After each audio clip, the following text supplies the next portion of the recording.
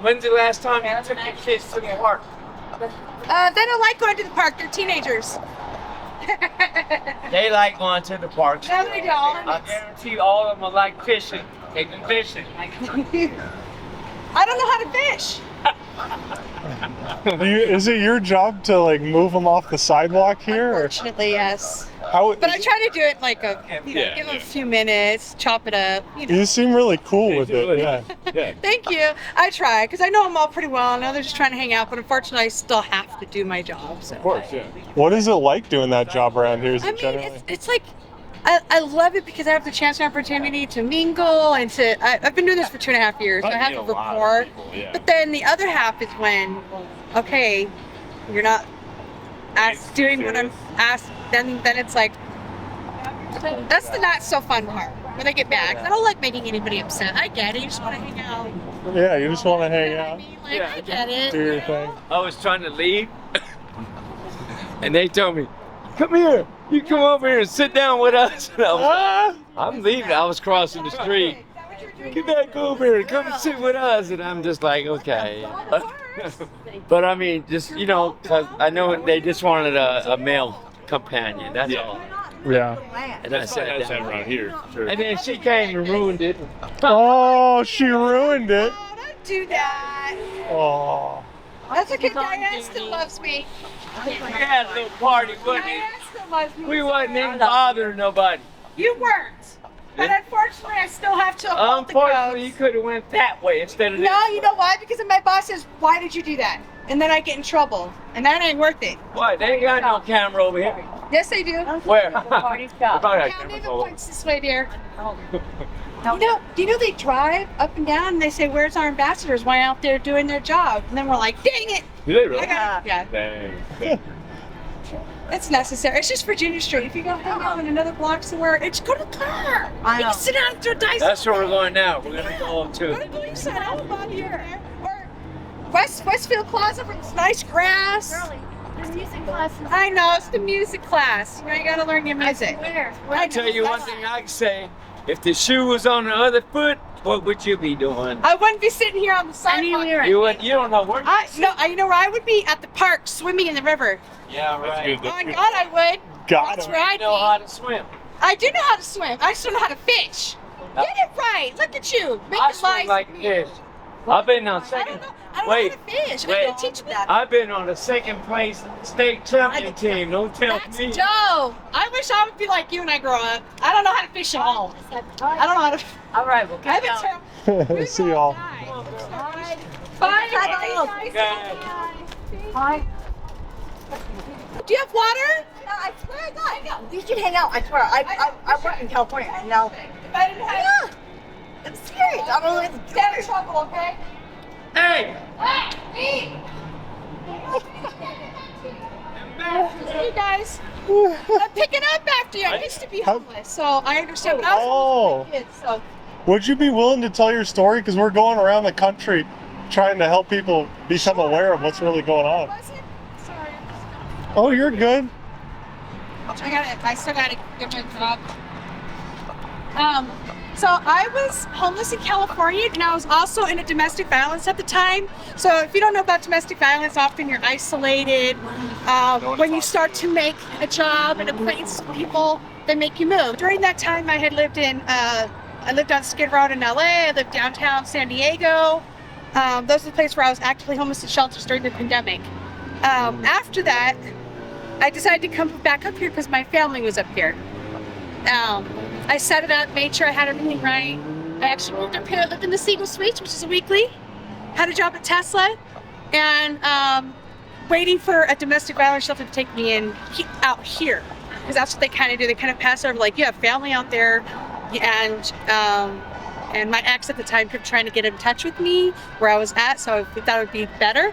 So that's why I came out up here, and actually, I was in a shelter. I had lost my job. And I got this job thanks to the mayor, actually. She talked to me on the phone for 2 hours. It was great. It was because there was an article on about me because I was going to be homeless again on the street with my kids. But it wasn't my fault, honestly. So it's a great job. But, Yeah. So that's how I got this job, and I've been doing it ever since. Wow. And now I have a Wow. 4-bedroom. I live in South Reno, and my kids are better, and we're doing good. That's why I love doing what I do. What's the name of the mayor here? Oh, her name is Hillary Sheedy. Okay. Yeah. So what would you say? What did she say in those 2 hours when she was on the phone? Honestly, she was just like, I want to hear your story. What happened? You know, how'd you get to this point? So that was like a good hour. And then like the other hour was, she wanted to get to know me and what she thought would be good. She goes, hey, I have close connections with this company. I'm like, well, I've never done security. She goes, well, it's not really security. It's, she kind of explained what it is. I said, well, hell, I need a job. So it was cool. You're the And- perfect person for this. Literally. That's yeah. why when she heard my whole story, she was like, oh my God, I have the perfect job for you. Yeah. And I was like, I'm not going to do this for a couple By minutes. the way, kudos to the mayor for Yeah, taking sure. the time to talk to you like that. She was awesome. She's great. We hug every time I see her. God, that's refreshing to hear. We never hear mayors. Yeah, I was just as surprised as you. I was like, who? What? I'm like, Yeah. I'm sorry? Who? She's like, hi, this is, I'm like, what? Yeah, she was awesome. And then like, we continued to be in touch up until I was okay, where I needed to be and all that. Yeah. So, Well, since you've experienced California and the homelessness there, what do you think it is compared to here in Nevada and Reno? It's just so much more in numbers, I would think. And, but there's more programs and stuff, but I think it's just, California was very helpful. I mean, they had a lot of programs. I think the problem is if you have a misdemeanor or anything, you can't get a job. I was trying for a whole year to get a job, and I have a misdemeanor for 2018. I'm also a recovering addict. So I was like, a misdemeanor? Yeah, it was. Yeah. Wow. Yeah. Like, How did you end up recovering from your addiction, if you can? so I got really sick, and that was it for me. And I was so sick, and I felt like I was gonna die. By chance, so rough. And I just, it's just one of those things where once you don't want to, you don't want to. And then I just left, and I came up here, and I was clean and sober for about a month down there. But I've been clean and sober ever since. So 3.5 years now. 3 years. I don't even count. See, I don't go to meetings. I just stopped. I don't want to. Do you mind if I ask what you were sober off of? Heroin and meth. Wow. Yeah, that's speedball. That's no good. Yeah, so it was like I had to do one, and then I was like I had to do the other one, balance myself out. That's the worst. It was. Wow. Yeah. What would you say to somebody that's in the midst of that addiction right now? That you can get out of it. But it's something that you have to want for yourself. Some people want to, but then they can't physically. I can help with that. I can get you to detox. I can help you get in treatment. But that you have to have that desire. And as long as you have that desire, that's all. That's the spark. I'm not gonna say that's all you need because it's hard work, but that's the spark. Yeah. You know what I mean? So that's where it really starts and stems from, in my opinion. Yeah. Did you have that will and desire, even if you relapse? See, you think, you relapse. Oh, that's it. No, pick up. Who cares? You relapse, start over. Yeah. Start over again. It's not even a start over. It's like walking and then tripping on your own feet. Sometimes it happens. Relapse is a part of recovery. And I think people, when they get so caught up, I relapse, and they go on a run and a binge because they're in such a guilt. Don't get guilty. You relapse, you can still pick up. You don't have to lose everything to start over again.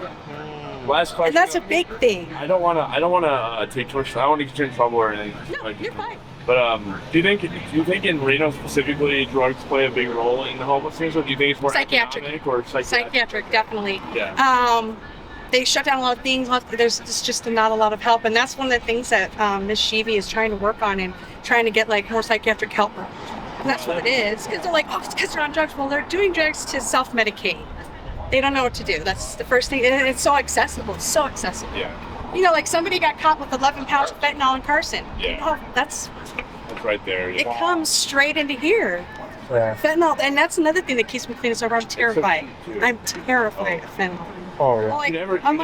It's in meth, it's in heroin. I'm like, no. You know, we Narcan people all the time, and Oh, yeah. you know what I mean. So that's like another thing, and I'm terrified of that. Like, You kind of got sober right when it was. yes, Right when it was I had like heard of it, Yeah. and kind of, but I didn't know it for myself. God bless you. I think that would have sucked. it was something. I honestly think it was God that was like, you might want to stop doing what you're doing right now because it's just gonna lose my kid. I can't lose my kids, and I was just able to do that. I don't know. Anyway. But I also know if I had the urge, I can go to any meeting. I know where I need to go. Yeah. It's not an issue right now, so I just live day by day. do what I can, and then my job helps. Great, healthy, yeah. Yeah. Like my job keeps me clean and sober. Watching them, like I said, seeing people destroy themselves off fentanyl is just like, I'm like, no. There's nothing worse. So then all I want to do is go home and be in my nice, calm, lovely home. Besides my teenagers, they're my only not calm in my life. I have enough drama. I don't need myself and my own drama. So How are you so positive when you see all this fentanyl addiction and all that on the street? because they're people and they're funny. You see them. Yeah. People be like, oh my God, they're doing. I love them. They're funny. When you build a rapport and you get to know them, the regular ones, it makes me optimistic for the person that I just meet that's cussing me out, yelling at me. You know what I mean? It's a defense mechanism. Yeah. We're all humans, and people forget that. You know what I mean? Yeah, a lot of people I get frustrated. I get like verbally attacked. I've had a guy come up to me like this the other day. I thought he was gonna hit me, but he didn't. Yeah. If you have your one, that's not everybody's like that, and like something's wrong. Who's going through something that day? You know? That's how I think of it. What would you want to say to a normal person that maybe doesn't know about life being homeless, what it's like, so they could better understand from your perspective? People are like, oh, it's a choice. But the thing is, I don't think people understand is when you've been homeless, I was technically like living on the streets homeless for a year, and I was in and out of shelters. When you get your own place, you're terrified to lose it. You're so stressed over the money and trying to make it. That's just so much easier to be out here because it's something that you know you can do. And I think people forget. They're like, oh, they choose to be here. Like you don't understand. I think it's a disease in itself. Homelessness, like mentally, like it's not. I can't even explain it. They're like, oh, it's the freedom. That's what it is. It's just because a lot of them have, like, we house them, they lose influence. They lose influence because they want to help everybody else, their friends, their buddies. Yeah. And a lot of these housing, you can't have friends over. You can't smoke cigarettes. You can't drink. A lot of regulations. Yeah, and understandably so. But that's why a lot of them get kicked out because they don't get any leniency in that. Or they don't, once they get a place, say, hey, how do you keep a housing? I don't think there's classes that help keep that and to maintain it. Yeah. You see what I'm saying? Yeah. Once they're housed, they still have their mental problems. They're not getting the psychiatric care they need. They have to, be doing everything all at once for it to be working. And that's just, some of them just don't have that attention span. It's hard. How do you get somebody to do that all at once? Recovery, staying in the shelter, having the motivation. That's the thing. It's really, everyone has their own path. You know what I mean? Everybody starts where they need to start. Some people can get their psychiatric care and help once they have a roof over their head. Some people can't maintain a roof overhead until they have the psychiatric help. So it's just, everybody is individually different. And that's...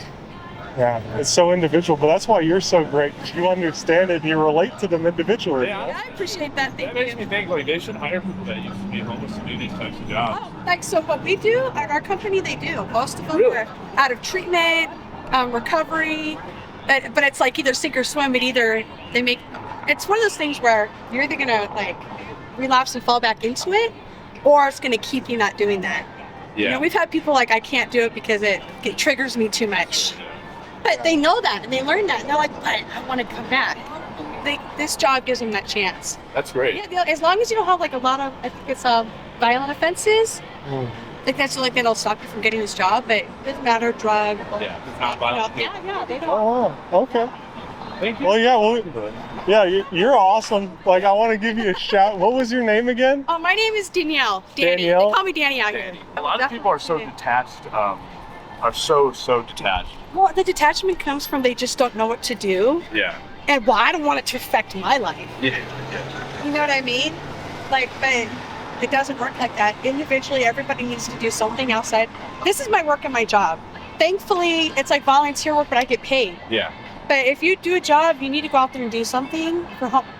Just something, whether it's through church, whether you make up little hygiene packs and hand them out, you just get to know people. Doesn't matter how dirty they are. And one thing we've learned is just like a simple act of being nice to somebody that's like homeless actually goes a long way. That's why seeing you do this is like, oh, this is great. Like, Because I have to enforce, but I don't need to be standing over you yelling at you. Yeah. That's not going to get anywhere. Sometimes you being nice to someone can literally change their day, and sometimes that'll compound and it can lead to them, changing their life. You never know. Yeah, like he was being smart. I just make jokes of it. He's Like, being smart, yeah. But then he's like, you can't get mad at me.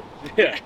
Thank you. See, no worries. I'm not going to go wake up this gentleman or lady, see what's going on. Oh, wish you the best. Yeah, they usually are. It's okay. You're awesome.